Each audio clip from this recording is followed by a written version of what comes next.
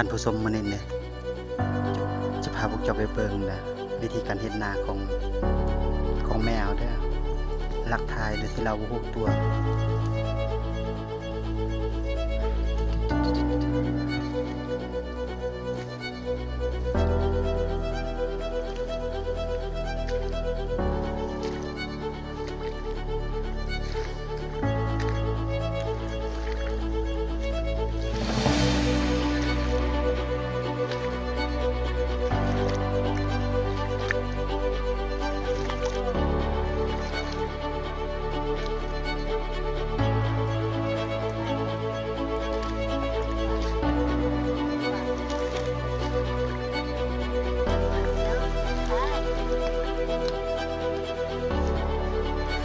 จับ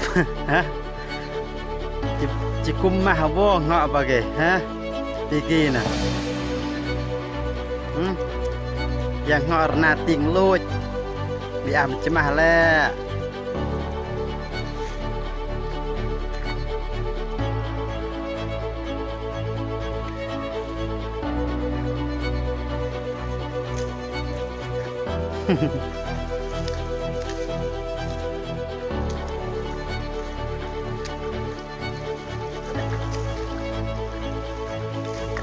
họ pergi tingloj kau mukia teng bentuk rumah ada yang bu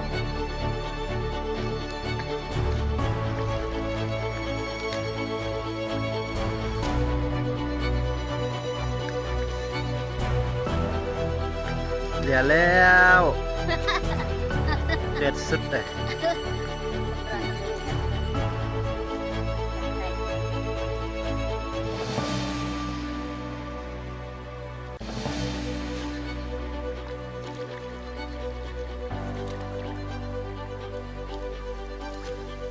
Pigi ปุ๊บอุปสรรคมากเลยPigi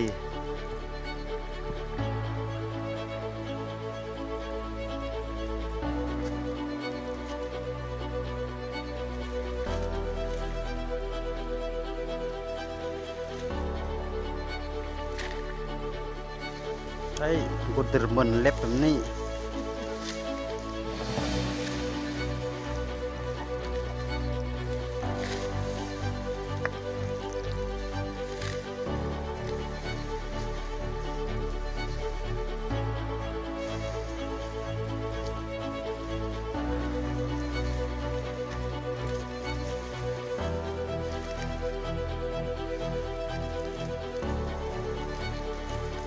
เขาแก่แล้วมาเอาจากกันจี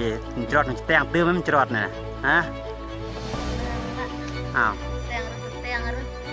จรอดปวดเลี้ยวปวดกับพักผ่อนโอ้ยังไม่จะพักผ่อน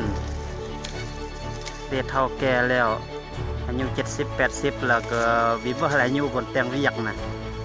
เราก็จะพักผ่อนสิหอกแอร์เด่นเจก่อนอันมากโมมากันนี่บิจะเป็นดอกแต่เรียกจากเกินนะเป็นเสียงของเสียงเราเมื่อมากเรานี่บีตึกรือตึกบีตันหกตันห้ามันจะเจเจรมังตรกัดรักษาสุขภาพดีที่มือเจมก่อนนี่ก็เป็นห่วงกับสัตว์เองถึงใบจะมาเงี้ยกับมา